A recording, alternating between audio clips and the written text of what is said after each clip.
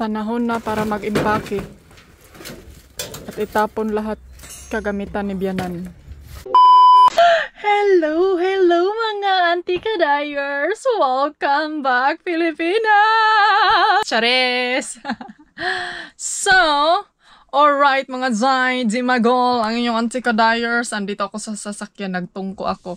So, nakapag-desisyon na talaga ako sa aking wedding, Charis.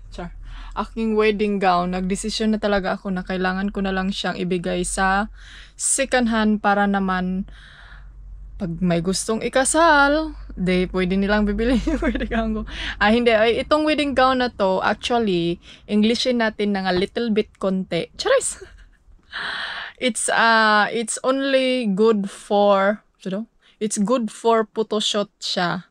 Or, it's good for a wedding dress gani. It's good for church wedding. Wedding, grabe pag wedding, mag-wilder.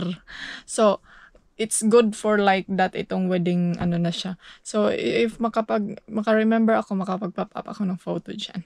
So, anyway, andito kami ngayon sa place na kung saan nakatira yung mga mental yung mga taong may ano sa mental. Pero I think ngayon is ano na to siya, kining hotel ya. So nandun si Dodong kasi gusto niyang hindi, gusto niyang bumili ng coffee machine kasi hindi talaga siya makapag-move on dahil di siya katulog kung wala siya original na cafe. Kagaya ng original wife. Alright! Nagugot. So, since kahapon galing siya sa bahay, ito yung mga nakuha niyang mga chismis doon. Yung mga gamit niya, yan, mga gamit na kailangan niyang i-sort out kung gusto niya ba yang itapon sa recycling. Ayan, dami dyan. So, hopefully na konti na lang yung matira. Pero hindi to siya itapon sa bato sa langit. Hindi to siya itapon sa basura ha. Ano namin to siya sa recycling na kung saan pwede pa siyang magamit. And then, yeah, I think that's it. That's it my update for today. And let's see kung ano yung susort out natin mamaya doon sa basurahan kay Murag. Marami-rami to siya, day.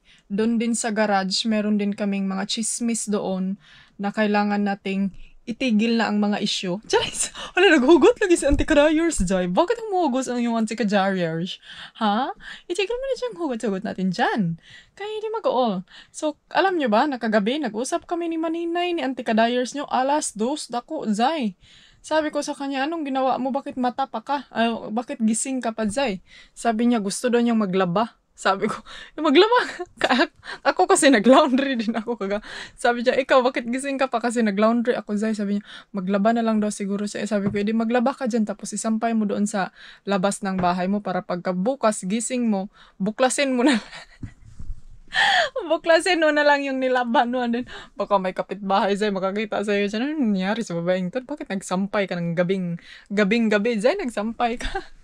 Kasi daw, hindi kami makatulog. Nag-i-scroll kami sa FB ba? And then, alam niyo, may mga makikita tayong mga masasamang post na ganang, basta hindi maganda day. And then, yung may nabalitaan din ako doon sa amin na super na, parang hindi siya maganda na malalaman mo yung mga ganyan na on the way, nag-drive on, kanang papunta kang matulog kay parang hindi ka makatulog day, mura na hinon kang parang alam niyo, murang daman-damanon na ba, damgo-damgohon na kining, murag feeling mo yun, nasa likod. Siya niya. So, ayan, ako ngayon, mag-ready sa aking sarili. Tapos, ito siya, dito na part, actually, hindi to siya itatapon ha. Itong glass na to kay ano yan ni Dudong, tsaka may karahay. Ito mga libro, speaking of libro, yung asawa ko kasi is ano yan siya, book lover and mga geography lover, mga ganyang scientist lover. Hindi nyo yan mababasa mga ante kasi Danish yung libro. So may kasi sa akin na pwede ba daw i-send. Tapos sila lang daw magbayad sa sender. So hindi ko siya pwedeng masend kaya hindi man niyo mabasa, day. Kung pwede pa lang, may mga books si Habi dito na about sa travel niya. Bininta ko na to sa inyo, day. Oy, para makasinti mo po rin yung antika-dyers. Bininta ko na to sa inyo ng mga siguro tag 100 peso. Ano ba, no? Para makaano tayo. Pero kaapan-apan lang po ani, day. Hindi nyo mabasa. Ano siya, kining Danish. May English, dugay, mas dudong eh. Dugay ta direct chismishron. So, update ko kayo later ha. Balik ko kayo ready muna ako Zay, mag-antipara, magkuhan para guwapa, tano, di mag-uol. For So, yan guys, itapon na niya. the slides in the frame. One? Okay. Ito yung pang-develop. Para ma-develop yung photo. 20,000 crown. More, 23 I think it was.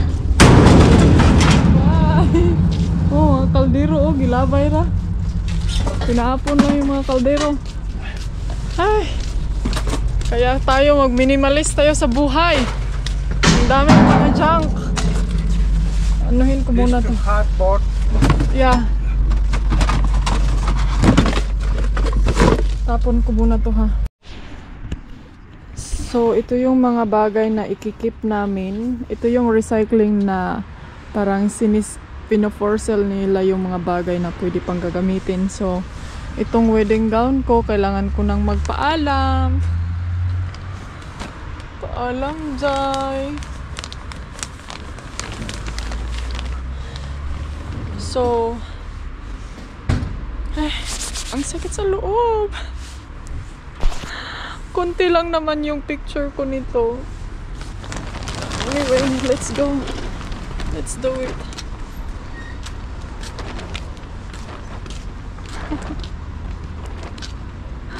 It costs a lot of money. Also an expensive day, yeah? For one-time use. Yeah. But do you want to send to Philippines? 150 euro for $1. Only this. Because I don't think they will use it. But we can rent it out there. We don't have the head. No, there's many that's not. But some people told me you can rent this to Philippines. Yeah, but you have to live there to do that. Hoy, I need your help here. You take na. Dali aki kahulog na you fell down. Guys, ang mahal niyan, guys. Alam niyo ba yan? 6,000 crown. Laoy.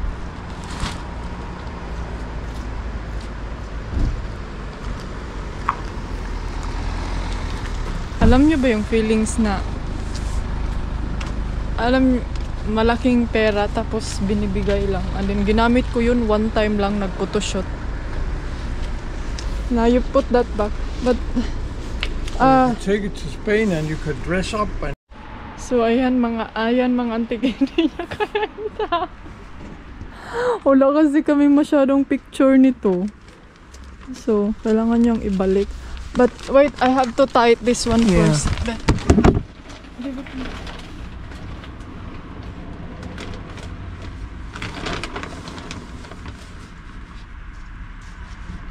exchange rate. 60 exchange rate.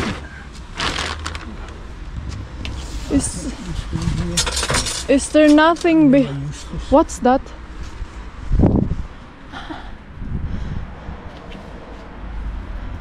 So, kailangan naming ibalik kay sabi niya, what if mag-photoshoot na lang daw kami doon sa Spain, doon sa swimming pool.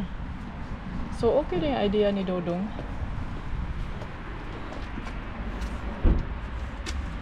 Kaya para daw marami kaming picture niyan.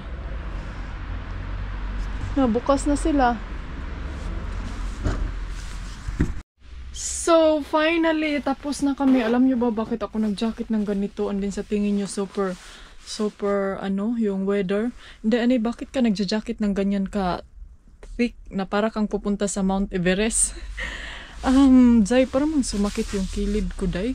And then, alam nyo ba yung pag mag-bend ko? Aray, antika-dyers, parang nagkatiguang na ang inyong antika. So, ito, ikikip daw to ni Dodong. Kasi sabi niya, i-try daw niya yung best na kung pwede pa niyang ma-fix. Kaya sayang marami mga speaker. Then ito din, i-organize ko na lang to siya mamaya. So, yeah, yun yung mga bagay na ano natin, na pamigay. Pero yung wedding gown talaga, ayaw talagang bumitaw sa atin. Ay, nice jacket lagi na, my love. Do you want to throw that? Yeah. Why you throw that? It's nice. It's thick. Is that a waterproof? Yeah. Somewhat. Yan yung ginamit niya guys sa Mount Everest nung nag-climb siya. Chanel, naka Mount Everest siya, uncle. Yeah, buga na, my love. Are they open now? Can you see? No, okay. I sort this out, the rest, yeah. Wait, okay, I cannot stand. Ayan, bahay na tayo. Tapos naglinis lang ako kanina doon sa car. Pero hindi pa siya natapos. Kailangan kong mag-vacuum at saka mag-change ng beadings. Pero day mukhaon sa ko day kay para tumuyok na yung paningin ko day. So, food is the priority. Health is wealth. Charis. Kung makapag-health is wealth is para mang para may hugot zay. So naglungag ko kanon. Tapos si Dodong kailangan ko ng bigyan ng coffee. Gusto daw niyang mag-coffee. And then tignan niyo ha, may pakita ako sa inyo. Wait sa. Yung ano ba? Yung carrots dahil tignan nyo dahil oh. Nagtagip-tip. Nag-itom-itom. Ito linisan ko to siya kasi ilagay ko siya sa basement. Ito din. Tapos yung carrots. Linisan ko na lang siya tapos ilagay ko dito sa Tupperware. Para para makain siya ni Dudong. Mag-prepare lang muna ako ng fried egg sa kanya tapos dark bread. Okay, maragi gutom na po na siya ba? Pero alam niyo ba yung feelings na parang dong murag sige na lang kag dark bread fried egg jang. Lutuan ako siya unya og kuan. Ay kahinay bagtingog zay. Magluto ako sa kanya mamaya ng chicken Gordon Bleu.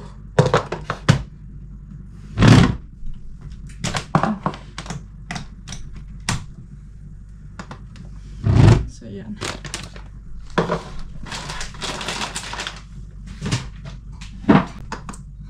So, magluto tayo ng fried egg. And then, hiwi man mag-ulo eh.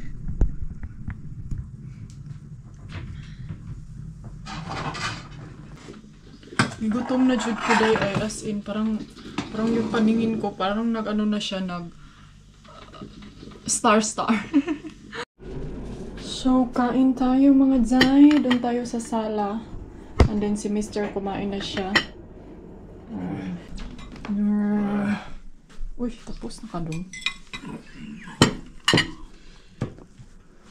Kutong ko nitong baka kasi may papasok dito pa hindi natin alam. Hindi natin makikita. Bugatan eh kung bag din si Sud. Ani? Ay. Where is my drinks? Kain, magkinamot ko. Uy, bahala mo din. Gutom na jud ko dahil kita na kong star. Kumang ko'y tuyo eh, nakalimutan ko. Forget my soy sauce.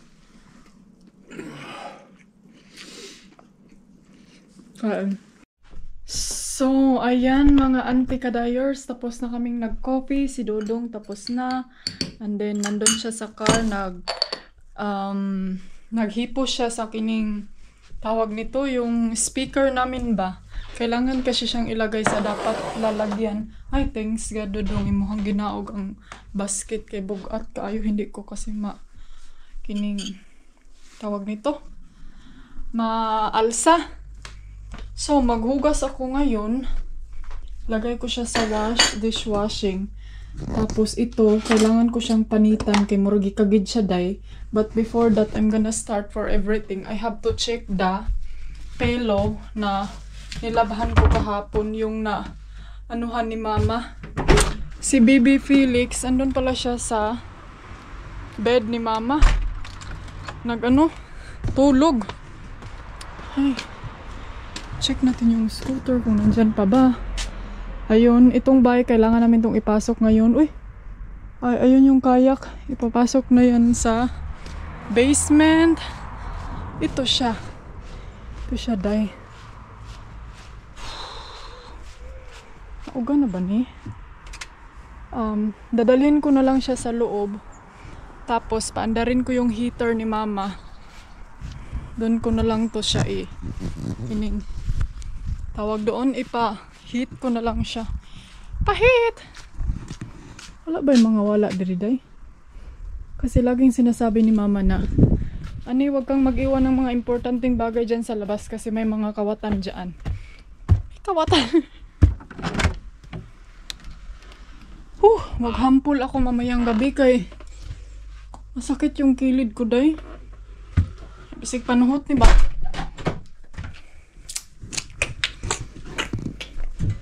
Ay nako. Sino yan? Dito ko ilagay day.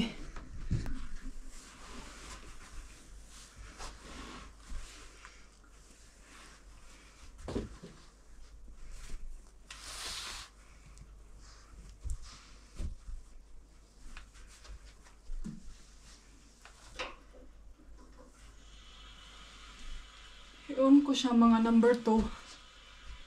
So, yan. Para mauga siya. Tayo sa baba. Hala. Day, nakalimutan ko yung day. Yung balde. Ito. Ano bang desisyon ni Dodong dito? Kasabot sa iya. Hala, nabaso. Kasabot ani sa iya. Gilabahan naman ni siyang inahan. Dalaon daw ni niya ni. Asa ba? Ilabahan na ba ni?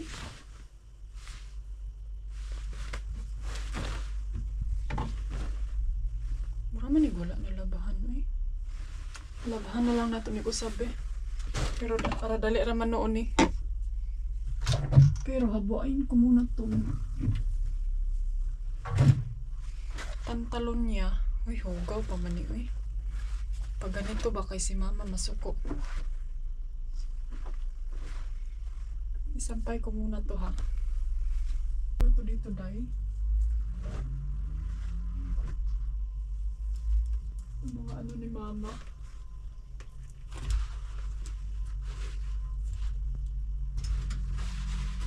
Gana kasi to. Tapos dadalhin ko sa car yung iba. And then ito.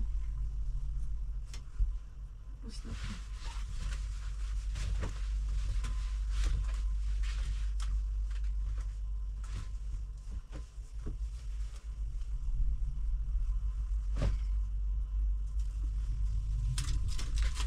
Actually, hindi to siya nilabhan. Ano lang to siya, tawag nito. Murag na umog ba? Nabasa sa ulan. So, iiwan to siya dito.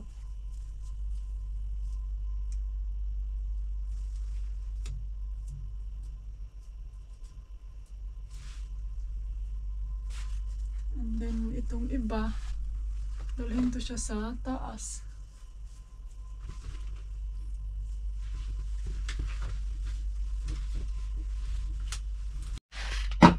So, ayan, finally, ito na yung mga uga. Ito sa taas. Tapos, tiklopin.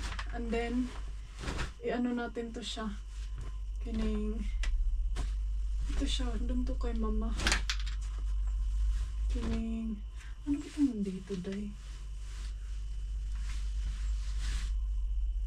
Takpan na lang natin to siya, day. Tapos, doon sa, ito siya. Ang daming mga ni Mama dito, day. Ang dami niyang mga hanash. Lagyan natin ito sa bag. Diyan, tapos ito basura. So, yan. Tapos, nakunin ko lang yung ni Mr. doon sa car. And then, Yan, dadalhin ko yan sa car. Tapos, ano na tayo? Tapos na tayo, day. Finally. Umanadyo ko, isang laundry na lang yan. Tapos, magsalang ako ng iba pa kasi para hindi sayang yung kuryente. So, ayan, finally, humana ang inyong anti-ka-dyers. Tapos na ako, and then, ito siya, Zay. Dito ko siya nilagay. Kaya murag umug-umug maning mga, ni mama, mga pantalon niya. So, dito ko na lang kasi nagpa-heater ako. Baliho na to, pasig baka masunog to dito, Day. Ayan, nilabahad ko to kahapon, diba? Yan, basa-basa pa. So, anyway, nag-wonder kayo, bakit dyan na kayo tumira? Inday, ani? Asa na ba yung bahay ninyo? Yung bahay namin, di ba alam nyo na pinarentahan namin? Day, ini-stop na namin yung renta, day, kasi ang daming problema, ang daming hanas, ang daming mga kakulian. So, tama, giday nga, dili pa, hindi pwede na. Tama pala kayo na dapat hindi pa rentahan ang bahay kasi ang daming mga chismis na kanang, basta marami kami mga natatanggap na, alam nyo yung hindi maganda. And then may mga bagay na nasisira, so yung mga ganyan. Pero ayaw ko nang day kay mai-stress na naman tayo. So ngayon, kaya nag-empake kami yung mga gamit namin dito, nilagay namin kay mama. And then, yung iba, iniwan namin doon sa bahay. And then pagbalik namin dito, hopefully na everything is okay, masettle down. Ipamana na sa akin ni Mr. ang kanyang lahat kayamanan. Charis. So, yun lang yung update ko. Happy na stop na namin yung renta. Baka kasi mag-arkila kayo doon sa bahay. Charis, mag-arkila ang tiga Pilipinas. Kalayo, magbiyahe. Ay! So, yun, pina-stop na namin. But, ewan ko kung desidido na ba dyan si Mr. sa kanyang next step na plano. Gusto niyang i-empty muna yung bahay. So, yeah. Thank you sa update and see you soon next time mga Auntie K. Bye! Hey, darling, can I tell you what's been on my mind? Sick and tired of the 9 to 5 in the city lights.